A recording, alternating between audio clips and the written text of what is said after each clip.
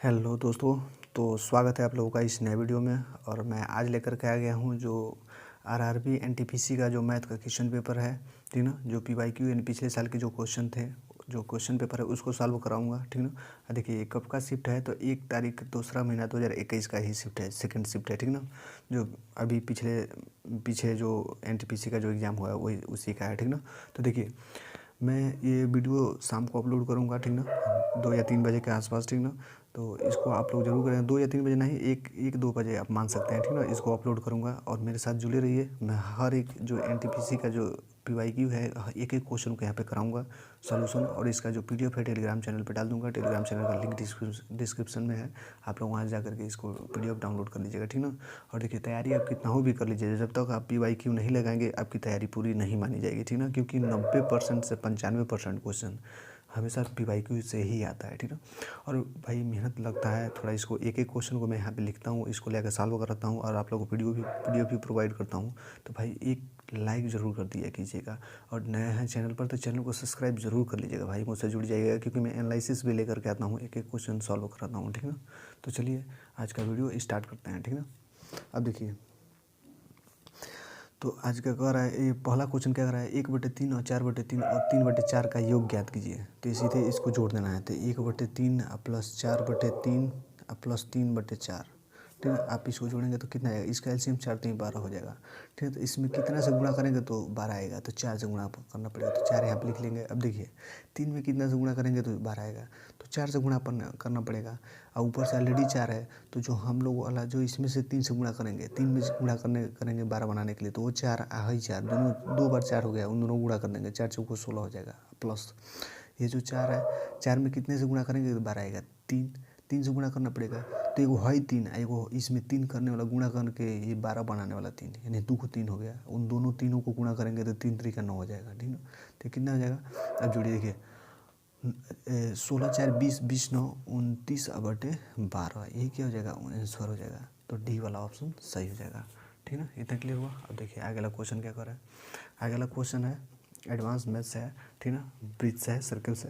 तो कह रहा है बिंदु ए बी और सी केंद्र ओ वाले एक वृत्त पर स्थित है। देखिए तो एक मान लेता हूँ ये वृत्त है, ठीक ना, इसका केंद्र क्या है, ओ है, ठीक ना।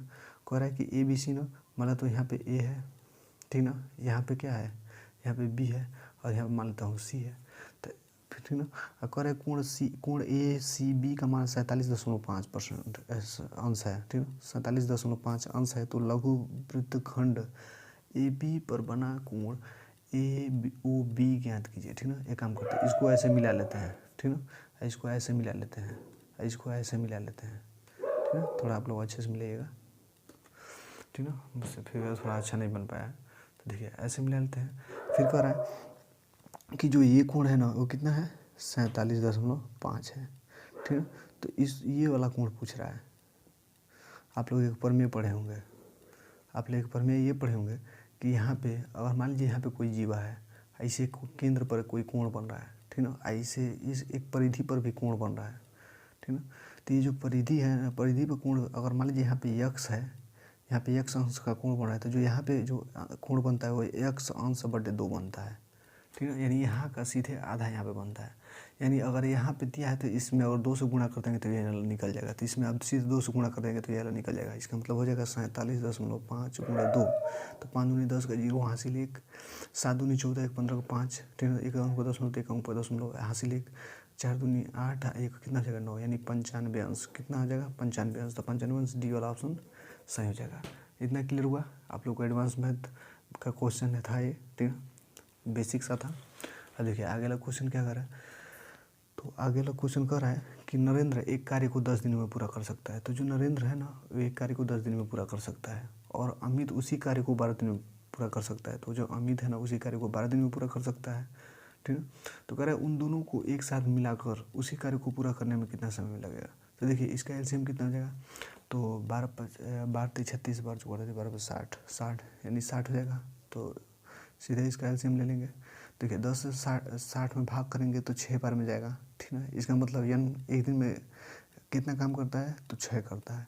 अच्छा ये जो है 12 है, पूरा 12 दिन में ख़त्म करता है, तो एक दिन में कितना काम करेगा, तो 12 × 5 = 60, यानी ये जो है एक दिन में 5 काम करता है, ठीक ना।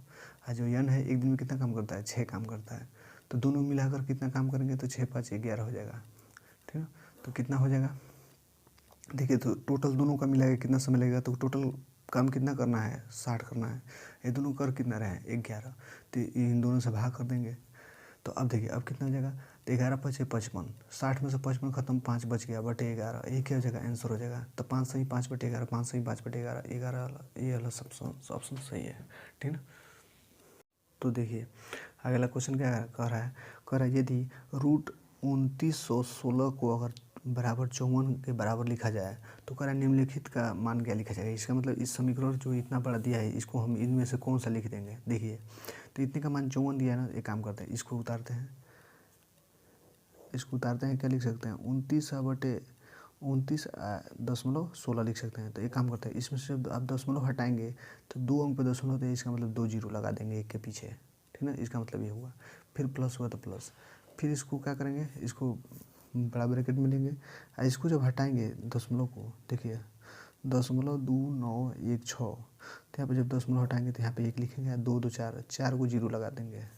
ऐसे ही प्लस इसको भी लिखेंगे, क्या लिखेंगे, तो पॉइंट यहाँ पे 2 जीरो है, फिर 29 और 16 है। तो काम करते हैं यहाँ पे जो दशमलव हटाएंगे यहाँ पे, तो यहाँ पे दशमलव नीचे 1 और बाकी सब जीरो लगा देंगे, 1 2 3 4 5 6 को जीरो, 1 2 3 4 5 6 को जीरो, फिर प्लस है तो प्लस, फिर देखिए क्या करेंगे, पॉइंट है तो पॉइंट 1 2 3 4 को जीरो और 29 और 16। तो काम करते हैं यहाँ से दशमलव हटाएंगे तो यहाँ पे क्या हो जाएगा, 1 हो जाएगा। यहाँ पे 1 2 3 4 को ये और 4 को और जीरो, यानी 8 को जीरो। अब एक काम करते हैं इसको हम लोग क्या कर सकते हैं, देखिए 100 है तो इसका आधा, देखिए जब शून्य वाला होता है ना, जब 100 हो 1000 हो 2000 हो तो इसका वर्गमूल बड़ा आसानी से निकल जाता है। सीधे इसका वर्ग जीरो का आधा कर दीजिए, मतलब इसका 0 2 है ना तो इसका आधा कर देंगे यानी कि 10 निकल जाएगा, यानी रूट 29 और 16 बटे 10 हो जाएगा।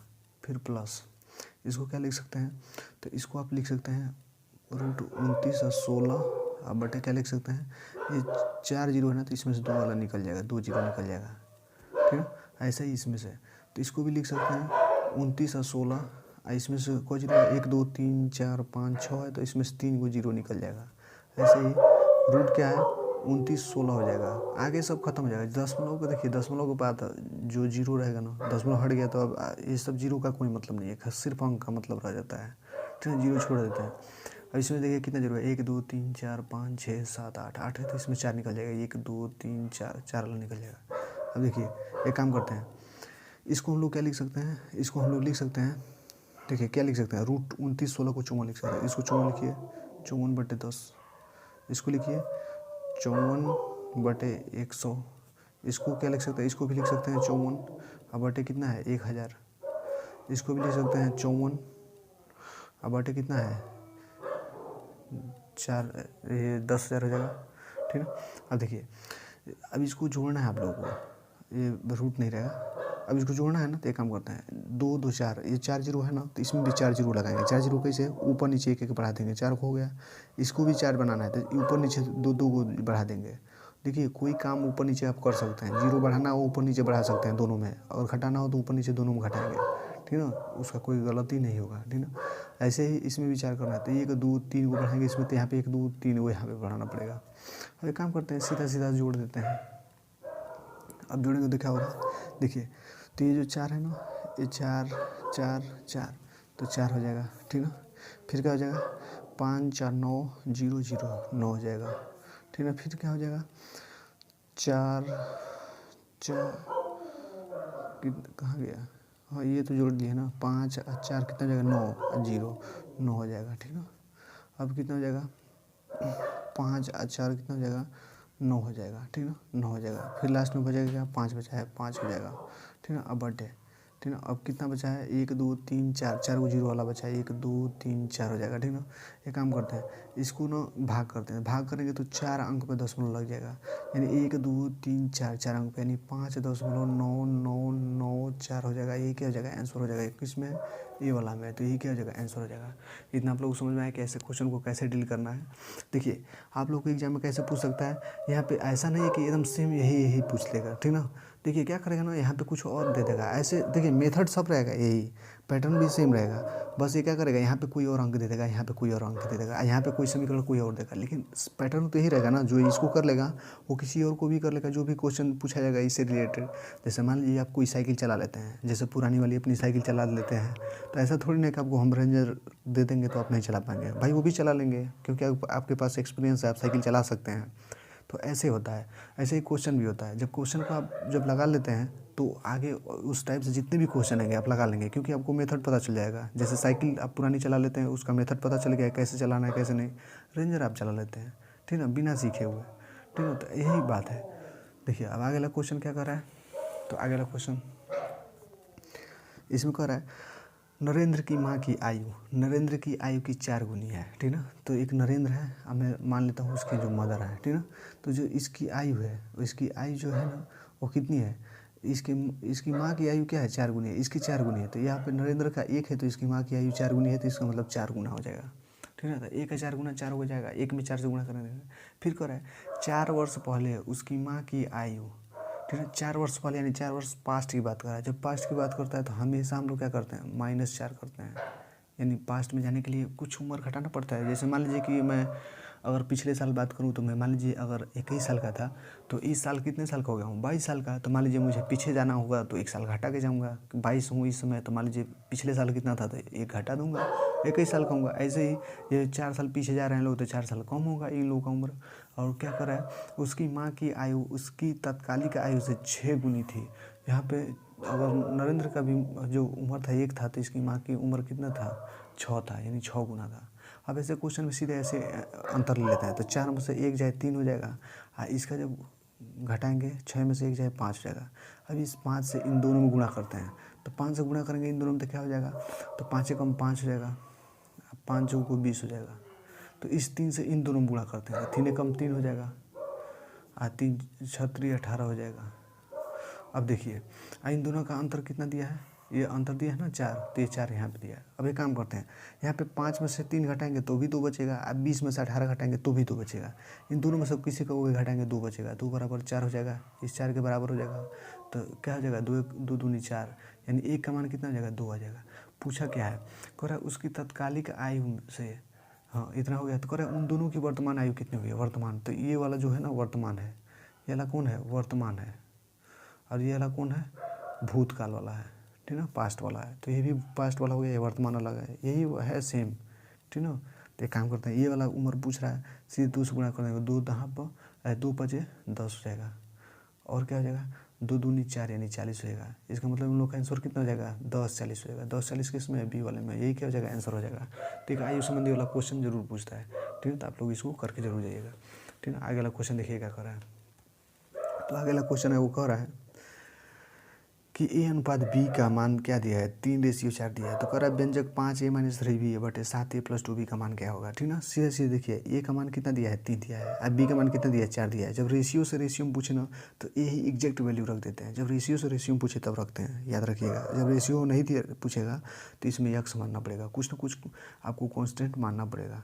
तो रेशियो में रेशियो पूछा था, इसमें कॉन्स्टेंट मानने का जरूरत नहीं है, हम डायरेक्ट इसमें रख देंगे। तो इसमें क्या हो जाएगा, 5, ए का मान क्या है, 3 है, तो 5 3 क्या हो जाएगा, 15 हो जाएगा। माइनस है तो माइनस, बी का मान क्या है, 4 है, तो 4 3 कितना हो जाएगा, 12 हो जाएगा। अब बटे है तो बटे 7a, 7 हो गया। ए का मान कितना है, 3, तो 7 तरीके क्या हो जाएगा, 21 हो जाएगा। अब प्लस है तो प्लस हो जाएगा। 2b 2, अब बी का मान 4 है, तो 4 दूनी कितना हो जाएगा, 8 हो जाएगा। तो 15 में से 12 जाए 3 हो जाएगा, 21 में जब 8 जोड़ेंगे तो क्या हो जाएगा, 29 हो जाएगा। यही क्या हो जाएगा, आंसर हो जाएगा। 21 में है, सी वाले में यही आंसर हो जाएगा, ठीक ना। तो आप लोग अगर मेथड जानते हैं तो ऐसे ही क्वेश्चन आ रहा है, ये सब PYQ है, अभी 2021 का ही है, ठीक ना। तो आप लोग देख लीजिए कैसे कैसे क्वेश्चन आ रहा है, ठीक ना। बहुत मुश्किल से मिलेगा, 2 से 3 क्वेश्चन मिलेगा जिसमें दम होगा, बाकी सभी बेसिक ही क्वेश्चन आता है। तो आपके पास बस स्पीड होनी चाहिए, आप प्रैक्टिस किए रहने चाहिए, ठीक ना। तो देखिए अब अगला क्वेश्चन क्या कर रहा है, अगला क्वेश्चन कर रहा है कि सीता होटल को 20 दिन में साफ कर सकती है, जबकि रीता 30 दिन में, ये 20 दिन में क्या साफ कर सकती है। देखिए सीता होटल को 20 दिन में साफ कर सकती है, जबकि रीता 10 दिन में साफ कर सकती है। दोनों मिलकर उसे कितने दिन में साफ करेंगे। एक काम करते हैं, आप इसको आपको इस होमवर्क दे रहा हूँ, ठीक ना।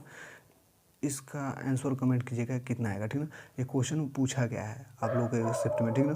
तो ये ऐसा नहीं है कि मैं कोई भी क्वेश्चन ला दे रहा हूँ, ठीक ना। आप लोग अगर नौ यकीन हो तो आप लोग वो जो शिफ्ट दिया हूँ, डेट दिया हूँ, उसमें उस दिन को आप मिला लीजिएगा, ठीक ना। देखिए तो इसको आप लोग कमेंट जरूर कीजिएगा, ठीक ना। अब देखिए अगला क्वेश्चन क्या कर रहा है, तो कह रहा है कि एक समबाहु त्रिभुज के अंतर्गत वृत्त के अंदर एक वर्ग खींचा गया है। यदि त्रिभुज की भुजा x है तो वर्ग का क्षेत्रफल बताइए। देखिए इसको अच्छे से समझिएगा, थोड़ा अच्छा है, ठीक है। देखिए कह रहा है एक समबाहु त्रिभुज, एक समबाहु त्रिभुज मान लेते हैं कि एक समबाहु त्रिभुज, ठीक ना। फिगर थोड़ा अच्छा नहीं बन पा रहा है, ठीक है। एक समबाहु त्रिभुज है, कह रहा है इसके अंतर्गत एक वृत्त एक वर्ग खींचा गया है वृत्त के अंदर। तो इसके अंदर एक मान लेते हैं अभी वृत्त है इसके अंदर, ठीक ना। इसके अंदर एक क्या है, वृत्त हो गया। इसके अंदर एक वर्ग खींचा गया है, एक वर्ग खींचा गया है। अरे यार थोड़ा अच्छा बन गया होता तो मान लेता हूँ इसके अंदर क्या खींचा गया, एक वर्ग खींचा गया, ठीक है। एक समबाहु त्रिभुज है, इसके अंदर एक वृत्त खींचा गया है, इसके अंदर एक वर्ग खींचा गया है, ठीक है। और कह रहा है कि वर्ग का क्षेत्रफल कितना होगा। अच्छा इसको बहुत अच्छे से ध्यान से करना पड़ेगा, ठीक ना। ये अच्छा लेवल का क्वेश्चन है, ठीक ना। तो इस पर आप लोग स्टार बना लीजिए, ठीक ना। देखिए जो मैं स्टार बना लेता हूँ ना, इसको आप लोग थोड़ा इसको ज़्यादा अटेंडेंस के साथ इसको सॉल्व कीजिए, ठीक ना। ज़्यादा इस पर फोकस कीजिए कि आखिर में कह क्या रहा है। तो देखिए कह रहा है कि इसकी जो भुजा है ना एक्स है, इसकी भुजा क्या है एक्स है, तो सभी भुजाएं एक्स होंगी क्योंकि समबाहु त्रिभुज है। इसका जो कोण होगा 60 अंश, सभी 60 अंश को कोण होंगे, ठीक है। देखिए समबाहु त्रिभुज के ये जो क्या है, ये वृत्त है ना अंतःवृत्त, इसका त्रिज्या मान लेता हूँ स्मॉल आर है, ठीक है। तो इसका जो विकर्ण होगा टोटल वो कितना हो जाएगा, यानी कि इसका जो डायगोनल क्या कहते हैं डायमीटर होगा वो कितना हो जाएगा 2r हो जाएगा। तो देखिए जो अगर भुजा, अगर मान लीजिए भुजा दिया हुआ है तो जो त्रिभुज का जो स्मॉल आर है, जो इसके अंदर जो त्रिभुज के अंदर जो वृत्त बनता है अंतःवृत्त, अंतःवृत्त का त्रिज्या क्या होता है, अंतःवृत्त की जो त्रिज्या स्मॉल आर होती है वो क्या होती है a/2√3 होती है।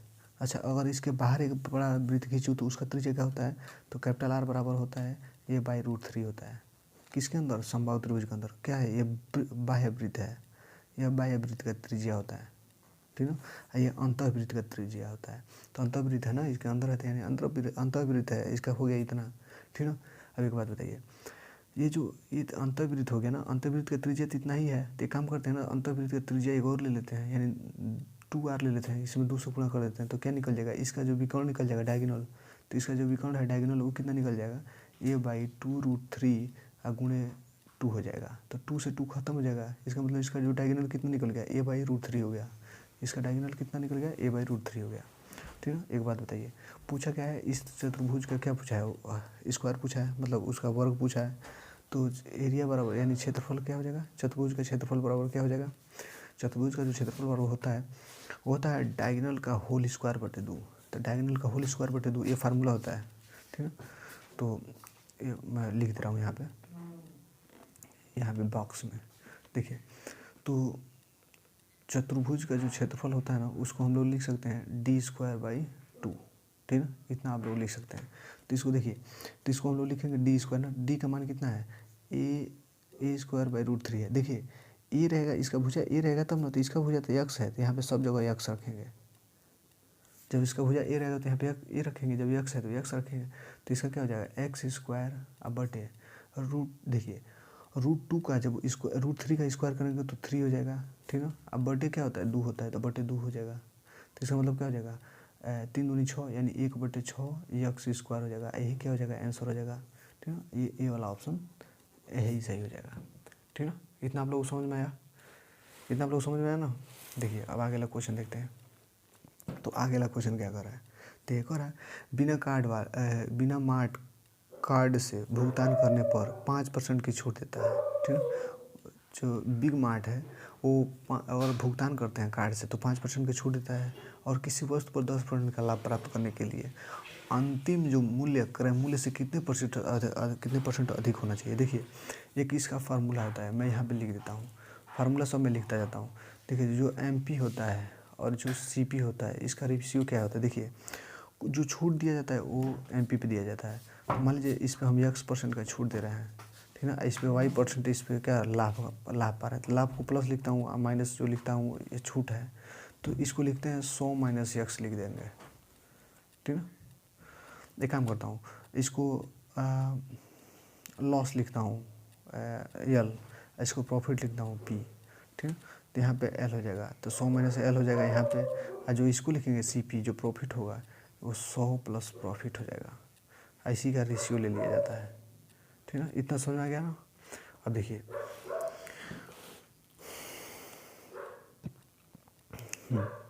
अब देखिए, अब मैं यहाँ पे लिखता हूँ एम पी, यहाँ पे लिखता हूँ सी पी, ठीक है। तो अब क्या कर रहा है, 5% छूट दिया जाता है, तो 5% छूट इस पर दिया जाएगा, तो 5% छूट देंगे तो आप 100 में से 5 छूट करेंगे तो 95 हो जाएगा, ठीक है। 95% हो जाएगा। अब कर रहा है किसी वस्तु को 10% लाभ कमाने के लिए। अच्छा, जब लाभ कमाएंगे तो 100 है, 100 में लाभ कमाएंगे तो 110 हो जाएगा, ठीक है। अब इसका रेशियो निकाल लेते हैं। तो इसका रेशियो निकालेंगे तो क्या हो जाएगा, 5 दूनी 10 और 5 दूनी 10 हो जाएगा। इसका रेशियो निकालेंगे तो 5 1 5, 5 9 45 हो जाएगा, ठीक है। अब क्या कर रहा है, अब निकल गया है एम पी हो गया अंकित मूल्य, ए सी पी यानी क्रय मूल्य हो गया। कर रहा है तो 10% लाभ प्राप्त करने के लिए अंकित मूल्य क्रय मूल्य से कितने प्रतिशत अधिक होना चाहिए। तो एक बात बताइए, 19%, ये 19 है, ये 22 है, तो कितने परसेंट यानी कितना अधिक है, कितना अधिक है सी पी से, तो कितना अधिक है, 3 अधिक है, ठीक है। किस पर अधिक है, 19 पर। हमेशा सी पी पर देखते हैं अधिक है कम है या परसेंटेज निकल रहा होता है हमेशा 19 में। अब प्रतिशत बनाने के लिए 100 से गुणा, तो कितना हो जाएगा, 300/19, ठीक है। अब देखिए, अब इसको लिख सकता हूँ 19 का 19, ठीक है। 19 का 19 बचेगा कितना, 11 बचेगा, 11 110 हो जाएगा, 19 बचे 95 हो जाएगा, 95 फिर बचेगा कितना, 15 बचेगा, 15/19, इतना ही क्या हो जाएगा, प्रतिशत हो जाएगा, यही क्या जाएगा आंसर, यानी डी वाला ऑप्शन सही हो जाएगा। 15 सही 15/19%, इतना सही हो जाएगा। समझ में आया, आप लोगों को समझ में आया, इतना क्लियर हुआ। और ना क्लियर हुआ तो एक बार और वीडियो थोड़ा पीछे करके देख लीजिएगा, ठीक है। अब देखिए लास्ट वाला क्वेश्चन क्या कर रहा है, लास्ट वाला जो क्वेश्चन है वो कह रहा है, एक कक्षा की परीक्षा में 5 छात्रों के प्राप्तांकों का औसत 39.20 है, ठीक है। एक कक्षा की परीक्षा में, ठीक है। तो जो 5 छात्र हैं इनका जो औसत है वो कितना है, 39.20 है। तो इनका जो योग हो जाएगा कितना हो जाएगा, इससे सीधे गुणा कर देते हैं, ठीक है। फार्मूला इसका क्या होता है, तो जो इसका फार्मूला होता है संख्या गुणे औसत बराबर क्या होता है, योग आ जाता है, ठीक है। तो संख्या कितना है 5, औसत कितना है 39.20, तो इसका योग निकल जाएगा, इससे गुणा करेंगे तो आप गुणा कीजिए, ठीक है। दशमलव के बाद जीरो का कोई मतलब ही नहीं है, तो सीधे इसे गुणा करेंगे। 5 दूनी 10, 10 का जीरो हासिल 1, दशमलव है तो दशमलव लगा देंगे। 5 9 45, 1 46 के 6 हासिल 4, 5 3 15, 15 4 कितना जगह 19, यानी 196 हो जाएगा, ठीक है ना। फिर कह रहा है कि इनमें से 3 के प्राप्तांकों का औसत 41 है। अच्छा, इनमें से जो 3 है ना उनका प्राप्तांक का औसत कितना है, 41 है। तो इनका योग कितना निकल जाएगा, 3 कम 3, ठीक है। 3 चौको 12, इनका 123 हो जाएगा, ठीक है। फिर कह रहा है तो शेष 2 छात्रों का औसत बताइए। क्षेत्र 2 छात्र, जब देखिए 5 छात्र थे जिसमें से 3 का पता चल गया, अब जो बचे इसमें से 5 में से 3 हट जाएंगे तो बचेंगे कितने, 2, इन्हीं 2 का पूछ रहा है। तो काम करते हैं, इसमें से जैसे इसको हटाए हैं ऐसे ही इसमें से इसको हटाया जाता है। तो घटाएंगे क्या, 6 में से 3 जाएगा 3 हो जाएगा, 9 में से 2 जाएगा 5, 9 में से 2 जाएगा 7 हो जाएगा, ठीक है। तो इतना हो जाएगा। और कह रहा है क्या, इन छात्रों का औसत यानी इससे सीधे भाग दे देंगे, तो इससे 2 से भाग करेंगे तो कितना हो जाएगा, 2 3 6, 3 6 हो गया, 1 हासिल हो गया, 2 6 12, 1 बचा, दशमलव के 0 बढ़ाएंगे 5 हो जाएगा, 10 हो जाएगा, 5 2 5 10 हो जाएगा, यानी 36.5 हो जाएगा। 36.5 किस में, ए वाला में, ए वाला में नहीं सॉरी बी वाला में, तो यही क्या जाएगा, आंसर हो जाएगा, ठीक है।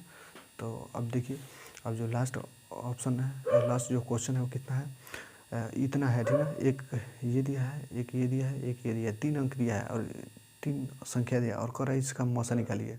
तो देखिए एक फार्मूला मैं बता देता हूँ आप लोगों को, ठीक है। जो मौसा है, ठीक है, मौसा यानी HCF, ठीक है। HCF हमेशा जो कॉमन होता है ना वही होता है, और जो लॉसा होता है, लॉसा LCM जो होता है ना वो कॉमन और गुणे अनकॉमन होता है। जो कॉमन होता है वो भी होता है, जो अनकॉमन होना वो भी होता है। तो ये फार्मूला होता है, ठीक है ना। ये मेरा फार्मूला है, मैं ऐसे ही मैं ये नहीं कहता हूँ कि जो वो संख्या ये वो देखिए परिभाषा से जाएंगे तो आप कन्फ्यूज रहेंगे हमेशा। इसको हमेशा शॉर्ट में याद रखिए, आपका एक भी क्वेश्चन गलत नहीं होगा।